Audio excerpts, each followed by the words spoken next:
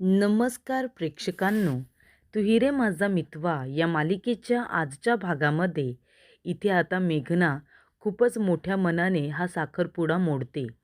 ती म्हणत असते की नम्रता, तू खूपच जास्त मोठ्या मनाची आहेस ग. आकाशवरती प्रेम असताना देखील तू मागे हटलीस आणि त्याच्याबरोबर साखरपुडा करण्यासाठी इथे आली नाहीस किंवा त्याचा साखरपुडा मोडला नाहीस.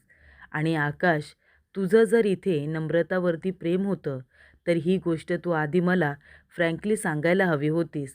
मलासुद्धा दोन प्रेम करणाऱ्या व्यक्तींना एकमेकांपासून वेगळं करून माझा संसार थाटायचा नाही आहे. त्यामुळे हा साखरपुडा मी मोडते. मी आकाशबरोबर साखरपुडा करत नाही आहे.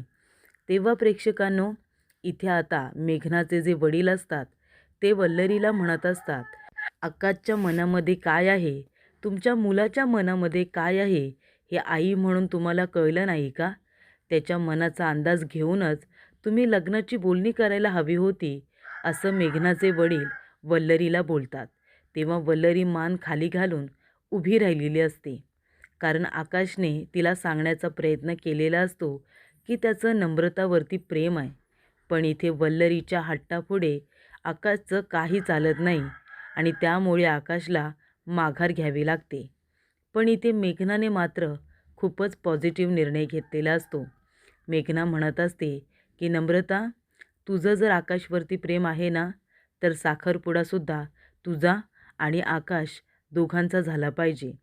तेव्हा इथे मेघना आता पुढाकार घेऊन नम्रताचा हात पकडते आणि तिला स्टेजवरती घेऊन जाते. आणि आकाशसाठी जी त्यांनी अंगठी आणलेली असते साखरपुड्यासाठी, ती अंगठी मेघना स्वतः नम्रताच्या हातामध्ये देते.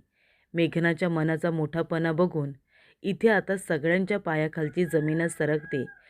कुठली मुलगी जिचा साखरपुडा मोडलाय आणि ती स्वतः बाजूला होऊन नम्रता आणि आकाशचा साखरपुडा लावून देईल? पण तसं मेघना करते. ती स्वतः न रागवता, न चिडता, न रडता खूपच सामंजस्याने हा तिने निर्णय घेतलेला असतो. तेव्हा ती अंगठी आता दिल्यानंतर नम्रता इथे आपल्या बहिणीकडे बघायला लागते. तेव्हा ईश्वरीला भयंकर आनंद झालेला असतो. ईश्वरी आपल्या बहिणीकडे बघते आणि तिला खुणावते की आकाशच्या हातामध्ये अंगठी घाल म्हणून. पण इथे आकाश, जरीसुद्धा परिस्थिती विचित्र झालेली असते, तरीसुद्धा त्याला आपल्या आईचा निर्णय महत्त्वाचा आणि अंतिम वाटत असतो. हातामध्ये अंगठी घेऊनसुद्धा तो आपल्या आईला म्हणत असतो, मम्मा प्लीज तू परवानगी दे ना. म्हणजे जर इथे आता वल्लरीने परवानगी दिली तर आकाश आनंदाने नम्रताच्या हातामध्ये अंगठी घालेल, हा साखरपुडा पार पाडेल. आणि तेव्हा प्रेक्षकांनो, इथे आता हातामध्ये अंगठी तर घेतलेली असते, तो लगेचच नम्रताच्या बोटामध्ये अंगठी घालतो. सगळ्या लोकांना खूप आनंद होतो. वल्लरी सोडली तर नम्रताजवळ कुणाला काहीच प्रॉब्लेम नाही आहे. नम्रता या घरची जर सून झाली तर आम्हालासुद्धा आनंदच होईल, या मताचे सगळेजण असतात. कारण सगळ्यांसाठी आकाश आणि नम्रताचा आनंद महत्त्वाचा असतो. सगळेजण टाळ्या वाजवतात आणि दोघांचंही स्वागत करतात. ईश्वरीला भयंकर आनंद होतो. नम्रताचं मन आणि आकाशचं मन हे मोडता कामा नये, हीच तिची इच्छा असते.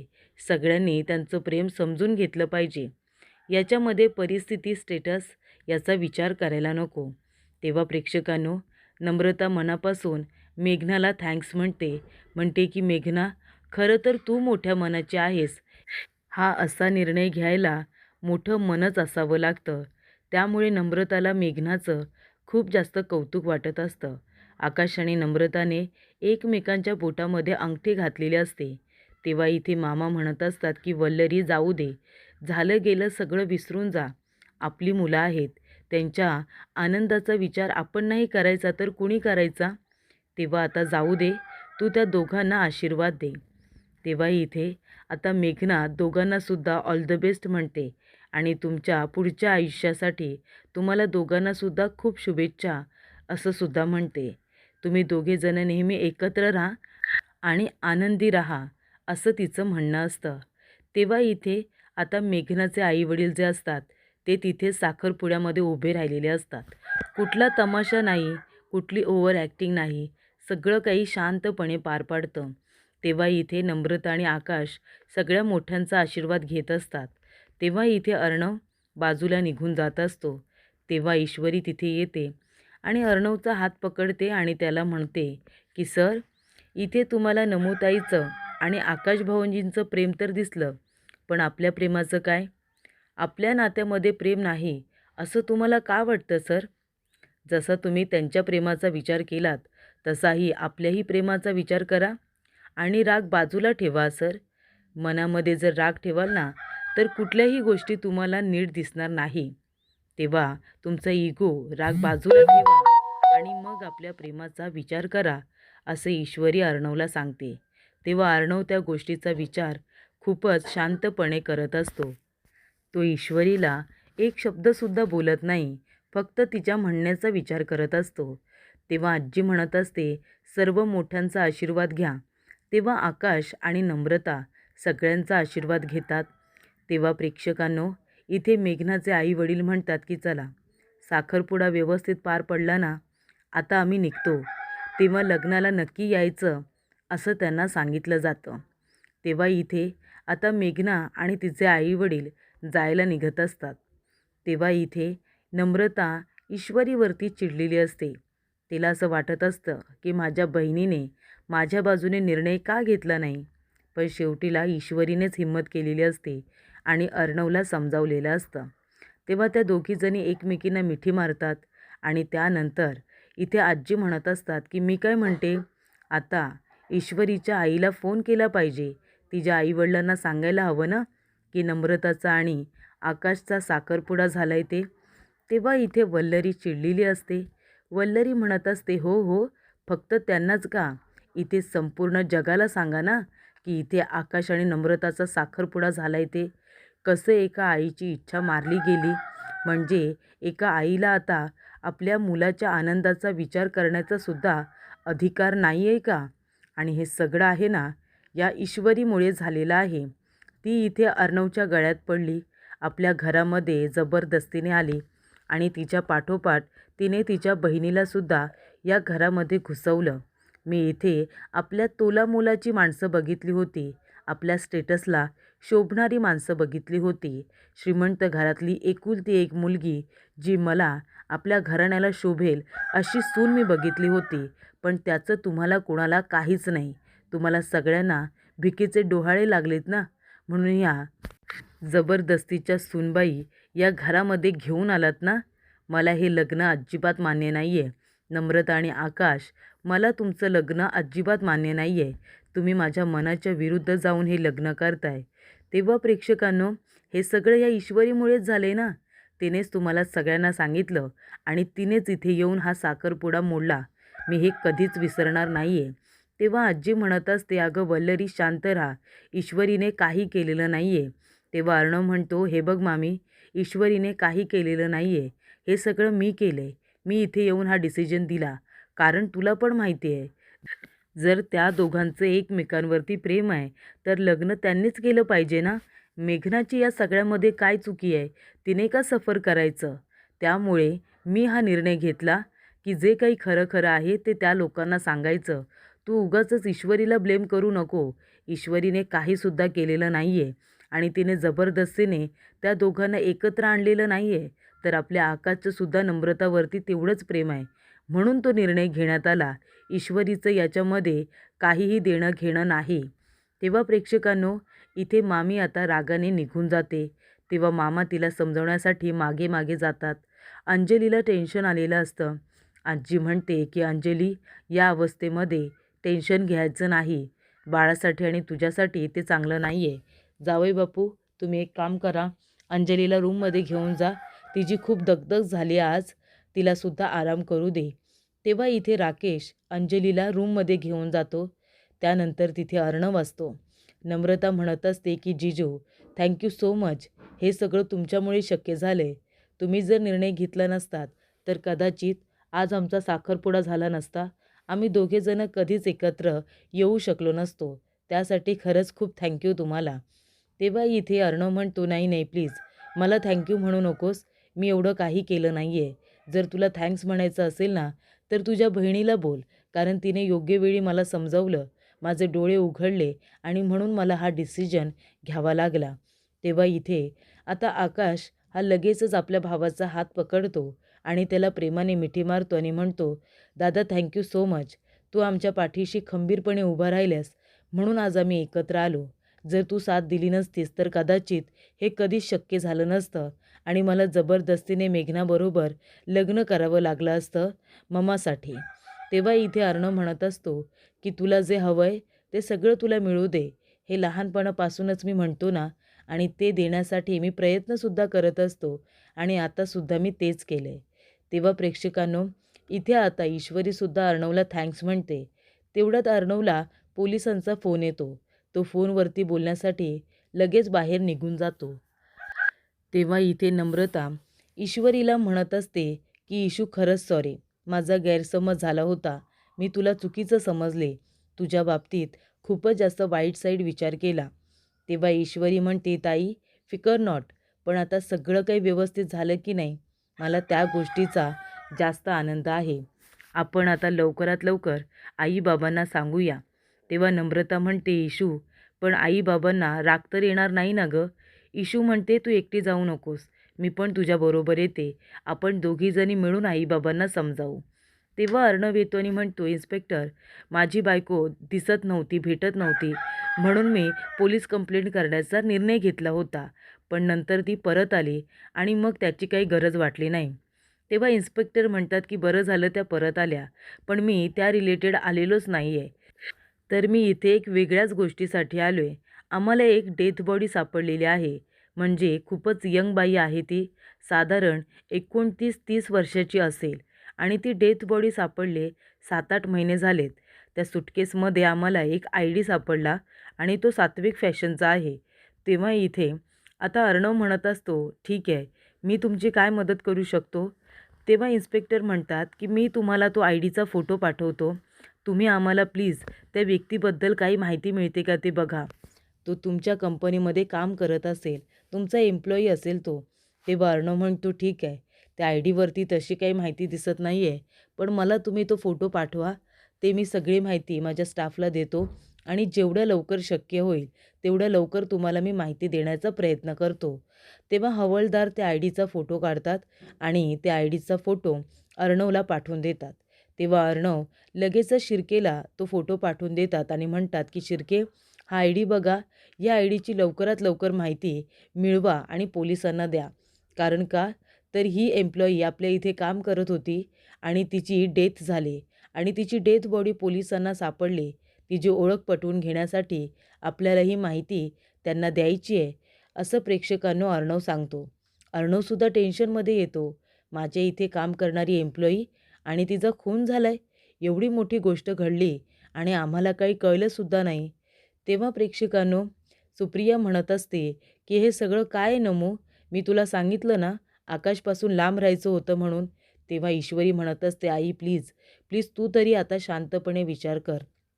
मी तुला खरं खरं सांगते, या सगळ्यामध्ये नमूताईची काही चूक नाही आहे. हे बघ, आकाश भाऊजी आणि तिचं एकमेकांवरती प्रेम आहे आणि प्रेम करणं काही गुन्हा नाही आहे गं.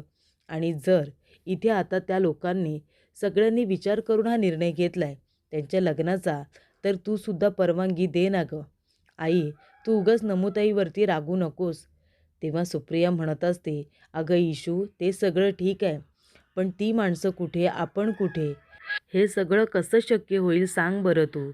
तेव्हा इशू म्हणते, सगळं काही व्यवस्थित झालंय. त्या लोकांनी लग्नाला परवानगी दिली. मी सांगते ना तुला, माझ्या बोलण्यावरती विश्वास ठेव. आणि हे बघ आई, तुझा होकार असेल ना, तर बाकीच्या सगळ्या गोष्टी व्यवस्थित होतील. तू नको काळजी करू. तेव्हा इथे ईश्वरी म्हणते, नमोताई तू इकडे ये, आईजवळ बोल. तेव्हा नम्रता म्हणत असते, आई अगं तुझा होकार दे ना गं, तुला काही प्रॉब्लेम नाही आहे ना? हे बघ, माझ्यासाठी तुझा होकार सगळ्यात जास्त महत्त्वाचा आहे. इशू म्हणते, आई आता मनामध्ये कुठलाही विचार करू नकोस, पॉझिटिव्ह विचार कर. कारण सगळ्या गोष्टी आता नीट घडणार आहेत. घरातल्या सगळ्या लोकांचा लग्नासाठी होकारच आहे. माझ्यावरती विश्वास ठेव, मी खरं बोलते. तेव्हा इथे सुप्रिया म्हणते, ईश्वरी पण खरं खरं सांग, या लग्नामध्ये म्हणजे अर्णवने जी परवानगी दिली आहे, त्याने मनापासून परवानगी दिली आहे ना? त्याच्या मनामध्ये काही अडी नाही ना? ईश्वरी म्हणते, नाही आई, हे सगळं अर्णव सरांनीच तर घडवून आणलं ना. त्यांनीच मामीला समजावलं आणि इथे नमूताईचा आणि आकाश सरांचा साखरपुडासुद्धा करून दिला. त्यांनी मेघना आणि तिच्या कुटुंबालासुद्धा समजावलं. अर्णव सरांनी स्वतः ह्याच्यामध्ये खूप मोठं लक्ष दिलं आहे. तेव्हा सुप्रियाला छान वाटतं. तेव्हा इथे सुप्रिया म्हणते, नमो, अगं तू आनंदित राहावं, तुझं सगळं चांगलं व्हावं असंच मला वाटतं. तूसुद्धा माझी मुलगीच आहेस ना. पण ज्या घरामध्ये आईवडिलांची परवानगी नसेल ना, त्या घरामध्ये राहणं मुलीला खूप जास्त कठीण होतं. तेव्हा इथे नम्रता म्हणते, आई तू बाबांना समजावशील ना. तेव्हा सुप्रिया म्हणते, हो बाबांना मी सगळं काही व्यवस्थित सांगेन, तू नको काळजी करू.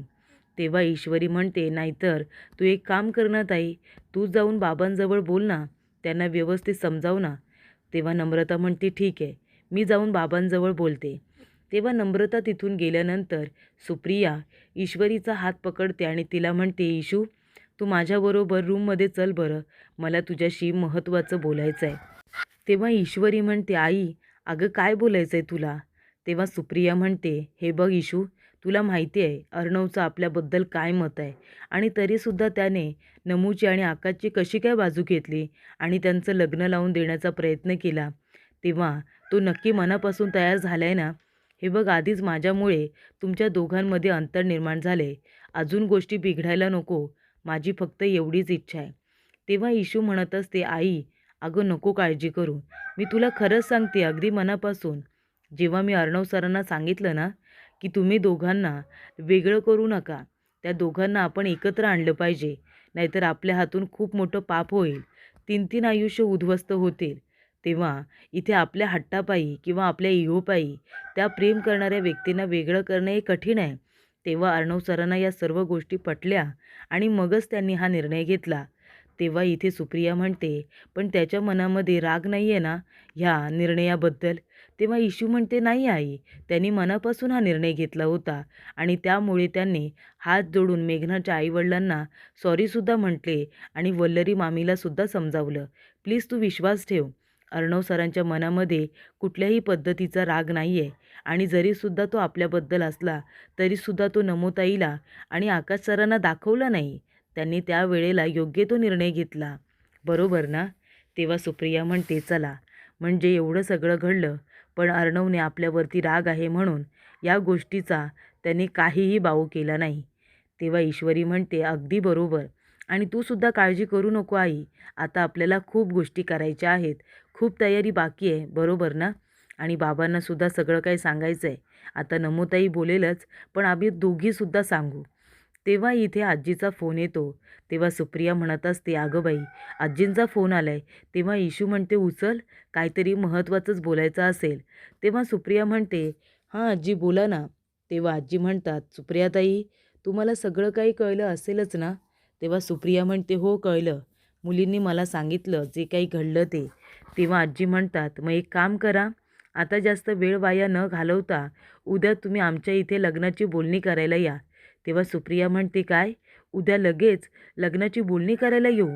तेव्हा आजी म्हणतात, हो अहो, आता मुलांना जर इथे लग्नाची घाई असेल तर आपण उगीच कशाला उशीर करायचा ना, आणि आता थांबून काय करायचं. त्यामुळे जर आता साखरपुडा झालेला आहे तर लग्नाची बोलणीसुद्धा लवकर लवकर करून घेऊ, म्हणजे तयारी करायला मोकळे, नाही का. तेव्हा सुप्रिया म्हणते, आजी ठीक आहे, आणि तुम्ही मुलांचा इतका विचार केलात त्यासाठी मी तुमची खूप आभारी आहे. तेव्हा आजी म्हणतात, आभार मानायची काही गरज नाही आहे. अहो नम्रता किती चांगली मुलगी आहे आणि आमच्या आकाशलासुद्धा चांगली मुलगी आवडली, त्याच्यामध्ये आम्हाला का राग येईल किंवा आम्हाला का वाईट वाटेल. आमची काही हरकत नाही आहे. उलट ईश्वरीसारखीच नम्रतासुद्धा खूप प्रेमळ आहे. माझ्या घराला चांगल्या सुना मिळणार आहेत. माझ्या नातसुना खूप गुणी आहेत. अजून मला काय हवं आहे म्हातारीला. तेव्हा तुम्ही उद्या या सगळेजणं, आपण लग्नाची बोलणी उरकून घेऊ. तेव्हा प्रेक्षकांनो, पुढील भागामध्ये पेपरमध्ये जी बातमी छापून आलेली असते की एका माणसाने एका महिलेचा खून केला आणि तिला सुटकेसमध्ये टाकून एका जंगलामध्ये खड्डा करून ती सुटकेस पुरण्यात आली होती. त्याच्यामध्ये 30 वर्षाच्या महिलेचा जीव गेलेला आहे आणि हे काम तिच्या नराधम नवऱ्याने केलेलं आहे. तेव्हा अर्णव म्हणत असतो की माणसं कशा असतात ना, म्हणजे खून करतात आणि ते खून पचवतात सुद्धा. पण आता सत्य तर बाहेर आलं ना, त्या माणसाला आता त्याच्या गुन्ह्याची शिक्षा मिळणार हे नक्की. तेव्हा सगळ्यांना इथे काहीच वाटत नाही. पण अर्णव आणि ईश्वरी आणि मामा या तिघांना राकेशवरती मात्र खूप जास्त संशय आलेला असतो.